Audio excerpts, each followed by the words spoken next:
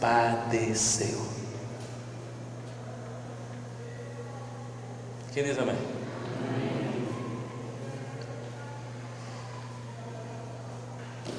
Então, querido, não tem outra maneira. É seguir a Bíblia. Ou não é? Seguir a Bíblia. E nessas reuniões, a coisa mais fascinante é que você não vai só estar dizendo para a pessoa que Jesus salva.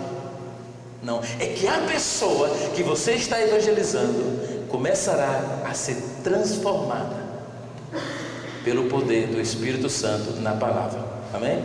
E isso é que é impressionante, porque a pessoa vai estar mudando. Você vê, né? Pessoas, tipo o senhor e outras pessoas falaram para mim, já na segunda reunião, a terceira reunião, a pessoa já via uma diferença tremenda na pessoa. Foi assim, fala, tremenda. E é verdade, não é verdade? A pessoa começa a mudar, já vem com outro semblante, já com alegria, um sorriso, já quer vir, quer participar. Porque, irmão, a mensagem da cruz, ela é poder de Deus. Amém? E quando ela é ministrada com amor, a ação é maior. A ação de Deus é maior quando ela é ministrada com amor, com carinho. Impressionante. Imagina uma pessoa que vive o dia no mundo sem receber uma palavra de amor, vai para uma reunião e só ouve palavra de Deus. Sai dali outra pessoa, irmão. Dorme, não vai cuidar, nem acorda mais, vai acordar no outro dia, no outro. De tanta paz que a pessoa recebeu ali, né? Você diz, rapaz, que paz, meu irmão, que paz no coração. E uma vez um pegou assim a minha mão, ô pastor, que paz. Ficou assim, eu também. Ficam tão agradecidos que eles não sabem o que fazer, irmão, com a gente, porque Deus entrou no coração deles. Deus está mudando a vida deles por causa de nós também, não é? Que nós somos canais, amém? Canais pelo qual a água, a palavra está fluindo na vida daquela pessoa. E ele agradece a Deus como nunca fez na vida. Porque, olha bem aí, debaixo da letra C, diz os benefícios espirituais da justificação, né? Vai até o verso 11. Mas de 1 a 5 fala sobre seus benditos resultados na vida, né? O que a justificação produz como resultado? Olha, paz, glorificação, esperança, amor, alegria, experiência, paciência. Amém?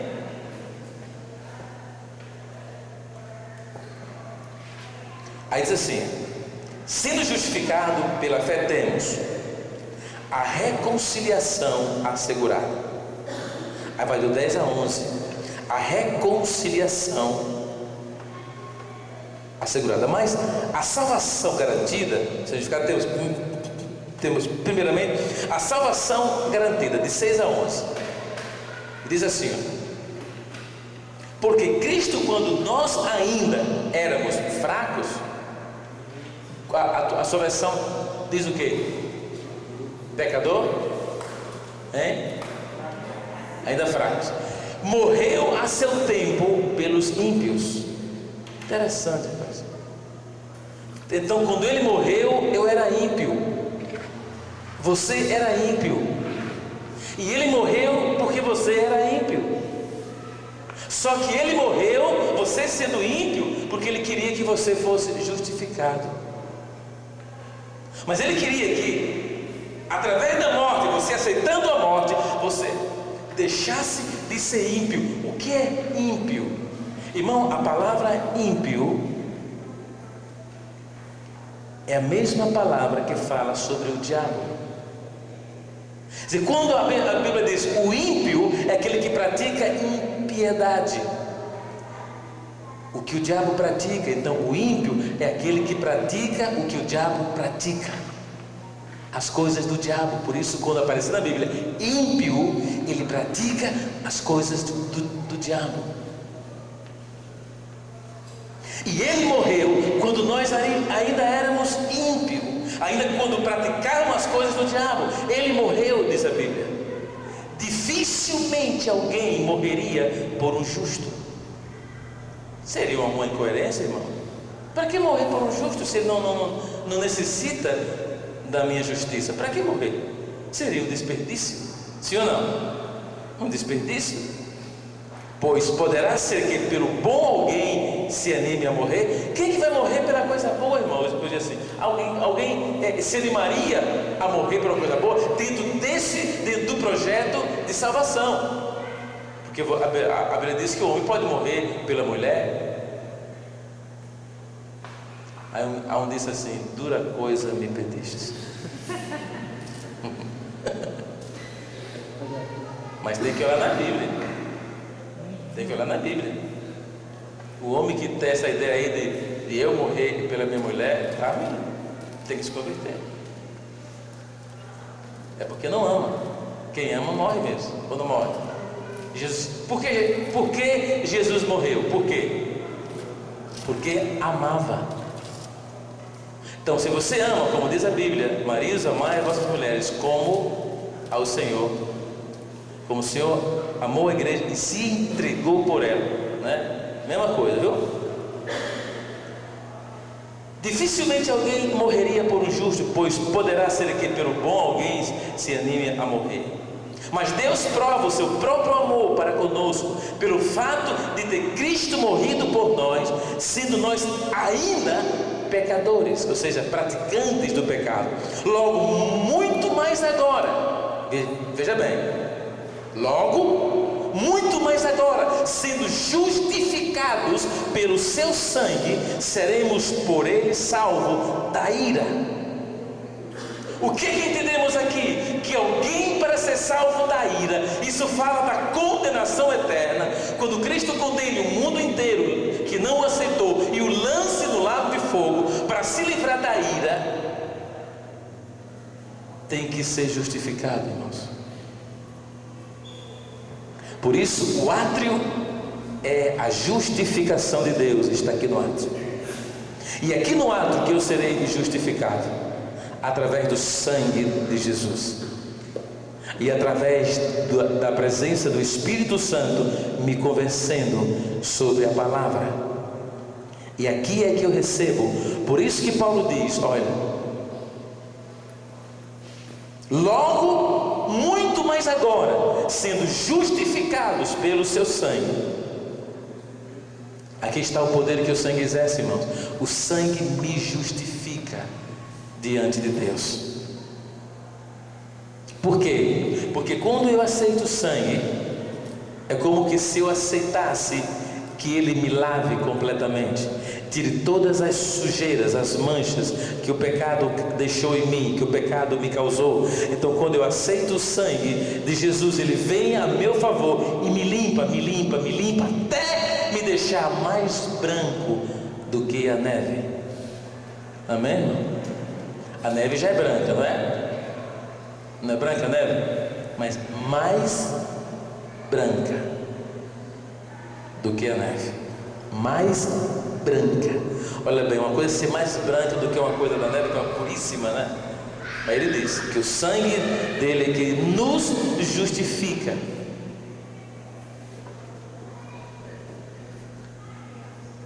Aí diz assim: porque se nós, verso 10, quando éramos inimigos, fomos reconciliados com Deus mediante a morte do seu Filho, muito mais, estando já reconciliados, seremos salvos pela sua vida. Coisa impressionante, né? Já que ele me justificou quando eu era inimigo dele, jamais agora, mas que eu sou o quê? Justificado realmente, já sou amigo de Deus, fui reconciliado, agora vou receber os benefícios da sua vida. É isso que o texto está dizendo: vou receber os benefícios da sua vida. E quais são os benefícios da sua vida, irmão? Da vida de Jesus? Quais são os benefícios da sua vida? E não apenas isto, mas também nos gloriamos em Deus, verso 11, por nosso Senhor Jesus Cristo, por intermédio de quem recebemos agora a reconciliação. Então, o átrio é um lugar, também é um lugar de adoração. Porque eu sei que o átrio também é um lugar de adoração. Está aqui, a Bíblia diz. Verso 10 e 11. Porque se nós, quando inimigos, fomos reconciliados com Deus mediante a morte do seu Filho, muito mais, estando já reconciliados, seremos salvos pela sua vida. E não apenas isto, mas também nos gloriamos em Deus por nosso Senhor Jesus Cristo, por intermédio de quem recebemos agora a reconciliação. Glória, irmão, é uma forma de adoração. Lembra o que era que Abraão fazia quando recebeu a promessa e esperava? O que ele fazia? Dava glória. Então, isso é uma forma de Abraão gloriar. Ele leva a glória, dá a glória, mas como ele está num processo de glória, ela volta para ele leva para Deus, e assim fica esse processo. Ele disse que ele esperava dando glória. Ele estava tão convicto que Deus iria cumprir, que ele dava glória quando lembrava da promessa. Glória a Deus, aleluia, amém, glória a Deus, amém, glória a Deus. Ele dava glória, não dizia: ixi, rapaz, será que Deus não esqueceu de mim? E outros dizem: não, Deus se esqueceu de mim por causa das lutas. Que luta, irmão? Parece que Deus esqueceu de mim, rapaz. Não é, irmão? A fé glorifica. Aleluia, amém? A fé glorifica. Diga: a fé glorifica. Diga: a fé glorifica. Se você tem fé, você glorifica, porque você sabe que vai acontecer. Abraão não dava lugar à dúvida, às dúvidas em seu coração. Ele não dava lugar. Então, sendo justificado pela fé, temos a salvação é garantida. Glória a Deus. Mas temos mais ainda o que? A reconciliação é assegurada. E 10 e 11 ele fala sobre isso, né? Fala sobre a reconciliação, seremos salvos pela sua vida. A última palavra, por favor, irmãos, aí embaixo do CA, segundo parágrafo, a reconciliação assegurada, versos 10 e 11. A última palavra desta sessão não é expiação. Expiação era quando o animal era morto no lugar do pecador, ou quando Cristo foi morto no nosso lugar. A última palavra desta sessão não é expiação, é reconciliação. A reconciliação é algo que nós temos. Pode ver no 5:11, quando cremos. E não apenas isso, mas também nos gloriamos em Deus por nosso Jesus Cristo, por intermédio de quem recebemos agora a reconciliação. Então, a propiciação vem da parte de Deus, né? E a reconciliação é da parte do homem. Por isso que Deus nos deu o ministério da reconciliação. Então, quando Jesus me reconciliou com Deus, Ele me deu o ministério. Agora vocês vão ter o ministério da reconciliação. Então nós temos, cada crente tem esse ministério. Amém, irmão? Cada crente. Da parte de Deus, vem o que? Vem a propiciação, não é? É quando Ele se faz propício, age em nosso lugar. E a partir do homem vem a reconciliação, remove a nossa inimizade para com Deus. A propiciação restaura o seu favor para com o homem, mas a reconciliação remove a nossa inimizade que tínhamos com Deus. Do verso 6 ao verso 11, mas só para relembrar, falar sobre a sua bendita certeza de salvação, né? Justificados agora, seremos salvos, reconciliados com Deus. Aí você vai ver uma letra D, que é só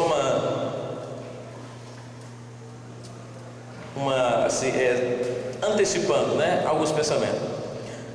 O contraste entre a condenação e a justificação. Então você vai ver na outra página, os benefícios da justificação são agora apresentados num precioso e glorioso clímax, e também resumidos e cristalizados. Aí atrás, você vai ver, página 18. Aí você vê esse sumáriozinho aí. No lado você vê a condenação, e do outro lado você vê a justificação. É só fazer uma comparação, né? Por exemplo, a condenação, sua fonte veio de uma pessoa, de Adão.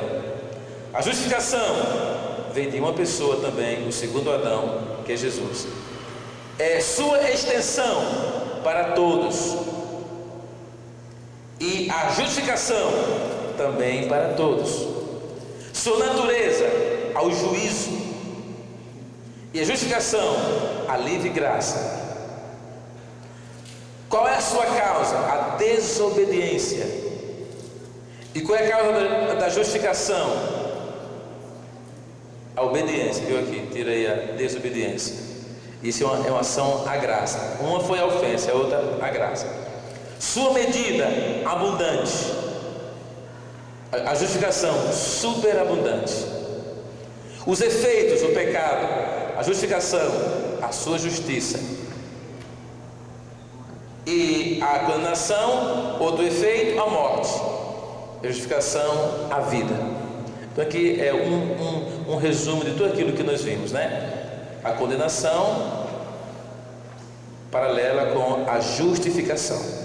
E aí embaixo também alguma coisa para enriquecer. O sangue faz separação. A justiça de Cristo é nossa pela fé no seu sangue. A justiça é nossa pela fé no sangue. Aqui não é o nome. O nome aqui não tem o poder de justificar. O nome Jesus não tem o poder de justificar. O poder de justificar está no sangue. Amém, irmãos? O sangue não expulsa demônio, né? O nome já expulsa. O sangue não cura enfermos. O nome já cura. Certo? B. A justiça imputada a Abraão pela fé. Então, a justiça vem através da fé. E a nós também na base da morte e ressurreição de Jesus, entregue por nossos pecados, assegurados pela natureza da sua morte, mortos para o pecado, mortos para a lei, para o corpo de Cristo, né? Fala sobre o sangue faz separação. Agora, a justificação pelo Filho. O que é que faz a justificação? Ressuscitado por nossa justificação. Por que Jesus ressuscitou? Para nos justificar. Os benefícios da justificação pela fé, o que vimos. Muito mais por sua vida ressuscitada, em sua ressurreição, vivos para Deus, casados com o novo homem ressuscitado. Aí está já no capítulo 7. Vamos chegar lá. Com Cristo em sua ressurreição. Amém? Aí na página 19, irmãos, é só vocês lerem, né? Um verdadeiro contraste da condenação do homem em A e B, né? O contraste de uma pessoa condenada para uma pessoa salva ou justificada. A diferença que existe entre esses dois mundos, o mundo condenado e o mundo justificado. Está aí essas partes bíblicas, né? Que vai além do que estamos vendo, né? Os gentios ganharam a justiça pela fé, os judeus perderam por sua incredulidade, né? Quer dizer, uns aceitam e são salvos, outros rejeitam e perdem e são condenados. E qual é o exemplo que temos? Os judeus. E uma coisa interessante, irmão, por que Deus coloca aqui os judeus? Para que a gente entenda uma coisa, irmãos. Se os judeus, sendo o povo escolhido, foram condenados, imagine, irmãos, quem ainda não foi escolhido, não é? Se os judeus, que eram o povo de Deus, separado por Deus, promessas, profetas, foram rejeitados porque não aceitaram a salvação, agora imagine os outros que não aceitam a Cristo. Por isso que não tem escapatória. É uma aceitação de fé. Os judeus falharam na justiça pelas obras, né? Eles queriam praticar as obras, pensando que as obras os justificavam. Aí Deus traz o exemplo de Abraão e de Davi. Não, obras não justificam. Não é por obra para que ninguém se glorie. Aí os judeus podem obter a justiça que vence pela fé, igual que os gentios. Assim como os gentios obtêm a justiça pela fé, os judeus também têm que obtê-la pela fé. Porque hoje, irmão, não tem mais, né? Se os judeus quiserem se salvar, tem que aceitar Jesus como o Messias. Deus tem uma promessa para a nação, tem. Nós vamos ver no verso 10, 9, 10 e 11. Lá na frente nós vamos ver essa parte da soberania de Deus com relação aos judeus. Você não vai ser preciso passar para as suas aulas, para os seus grupos, mas que você entenda por que Deus rejeitou os judeus. Você vai entender nesses 3 capítulos que Paulo reserva para os judeus, explicando. Só que Deus vai salvar o remanescente, quando o remanescente entender que Jesus era o Messias, né? Mas isso só na segunda vinda, irmãos. Um remanescente na segunda vinda. Isso é muito interessante, vocês vão entender isso. Aí vem: o sangue faz expiação, a água purifica. Pela profissão de sua fé, eis que os como morto, que é expiado, né? E ressuscitado. Que aqui nós vemos exatamente 1, 2, 3, né? O 1, o sangue; o 2, o fogo; e o 3, a água. O sangue expia, né? O sangue expia, a expiação, a morte vicária, morto no lugar de outra pessoa. O sangue que faz isso, né? O sangue expia. Para que você entenda, aqui tem expiado, não estou falando de expiar não, viu? Olha lá, vê, expiar. Ressuscitado fala sobre a água, né? O poder da palavra. O plano de Deus para reclamar essa palavra de fé, a gente vai estudar lá na frente, fica sem desculpa em sua incredulidade.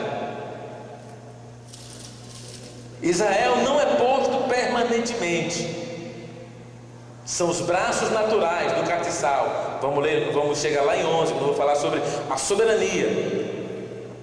E separados na incredulidade, sendo enxertados de novo. Aqui fala sobre os remanescentes que serão enxertados novamente na videira, né? Vão ser enxertados novamente. Os remanescentes, aqueles que depois da segunda vinda reconheceram Cristo como o Messias que havia de vir. O tempo e o modo da salvação de Israel. Aí em 10 e 11, 9, 10 e 11, vai falar sobre como Israel, como esse remanescente vai ser salvo. Como o remanescente vai ser salvo. Vamos entender somente na glorificação, né? O povo que foi separado, como é que Deus vai trazer o remanescente? De que maneira? Isso aí, irmãos, só depois da segunda vinda, né? Que inclui também parte da grande tribulação. Eles vão passar pela grande tribulação, e através dela eles serão refinados. Vai ser uma oportunidade.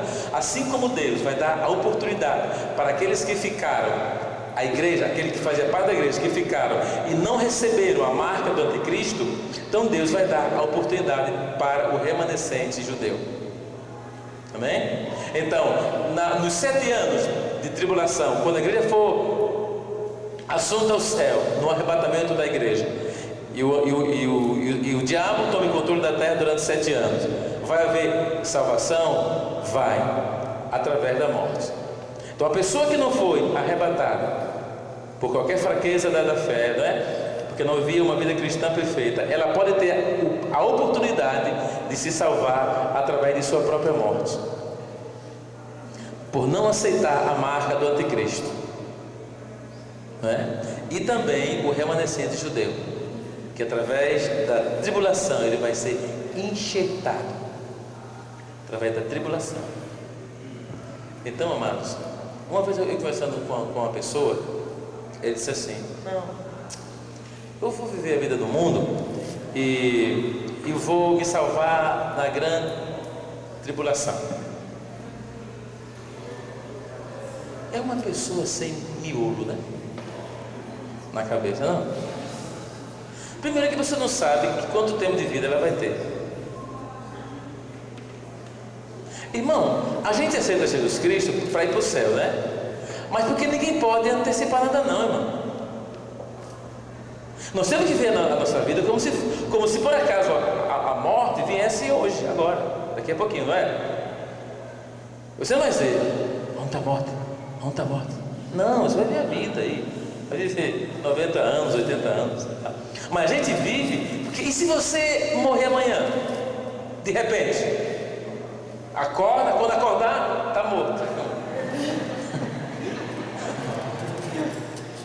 E aí?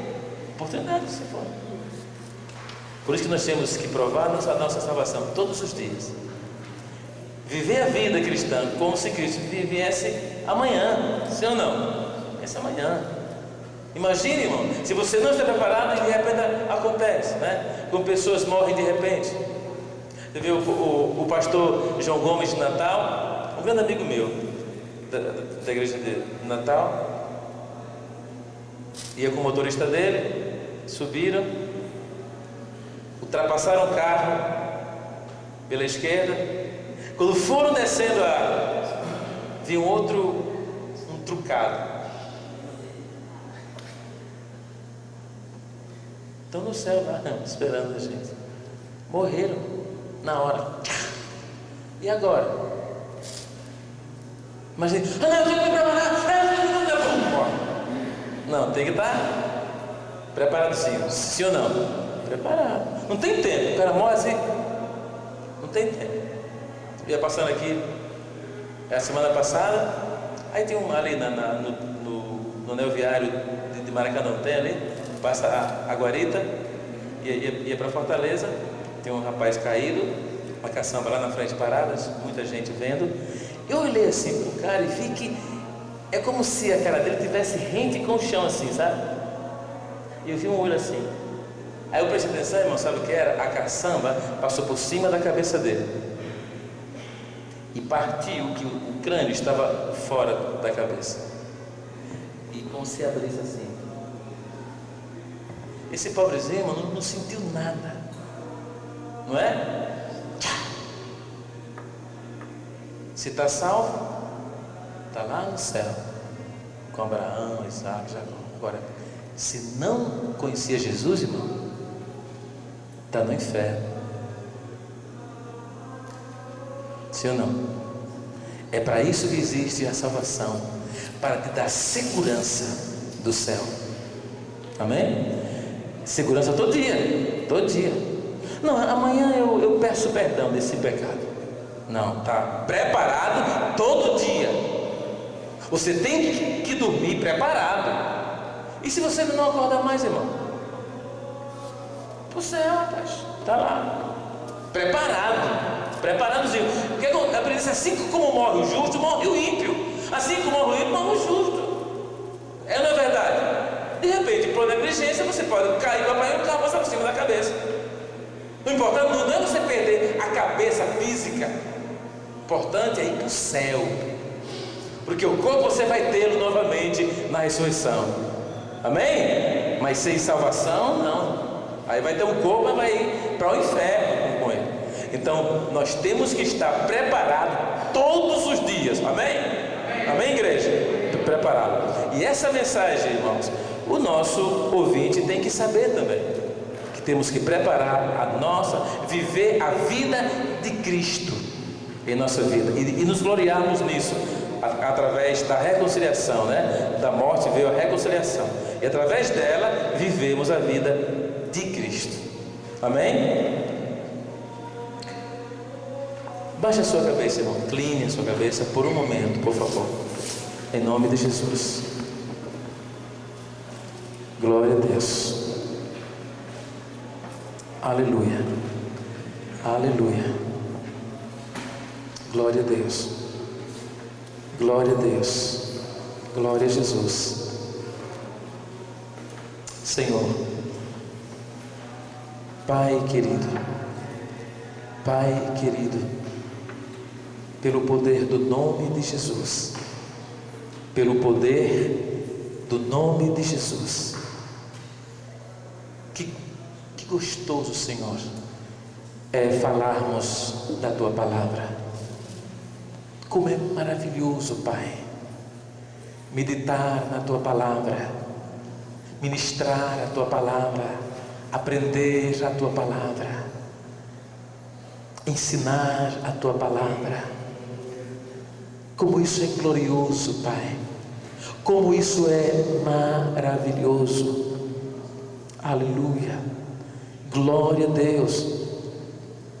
Como isso é gratificante para nós. E nesta noite, Pai, a Tua Palavra tem sido ministrada, Pai.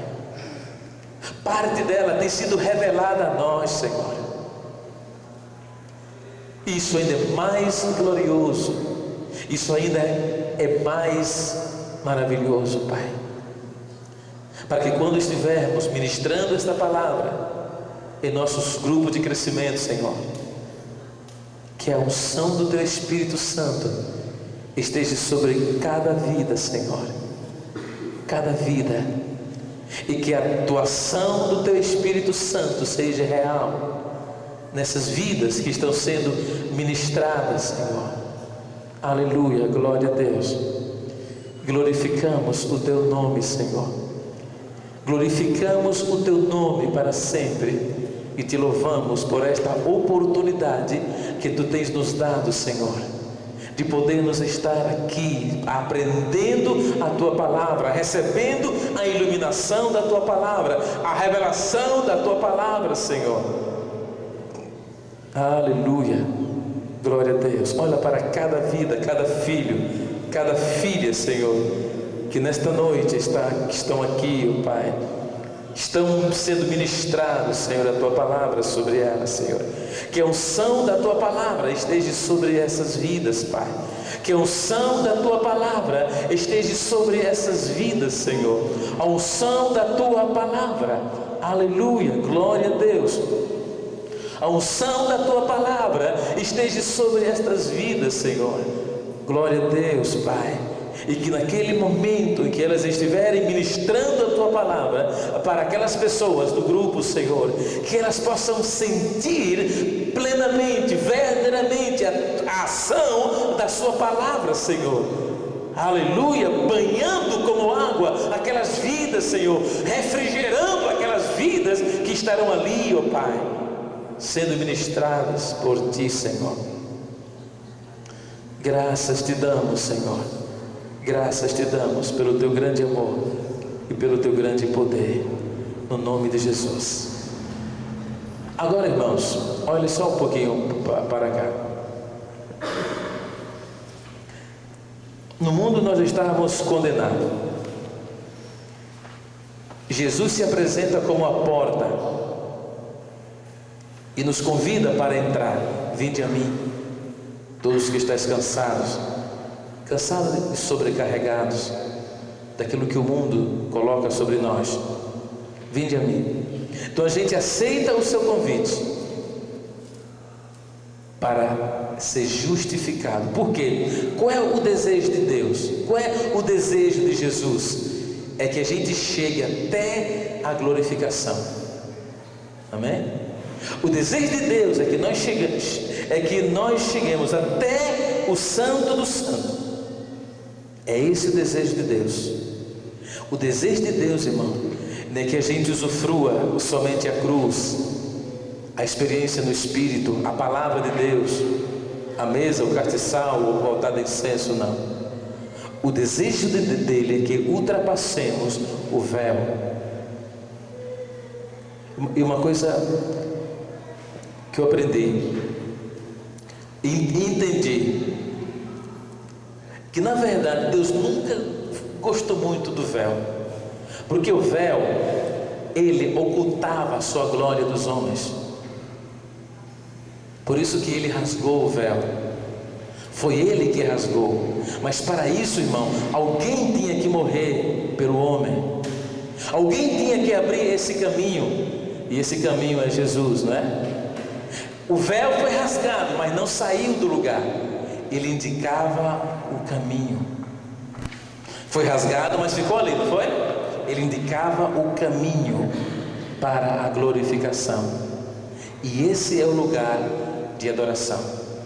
Vamos ficar impressionados, irmãos, quando através da justificação entrarmos no lugar santo para a nossa santificação. Porque depois da justificação vem a santificação. E depois da santificação vem a glorificação. A santificação não é o fim, irmão. Não é o fim.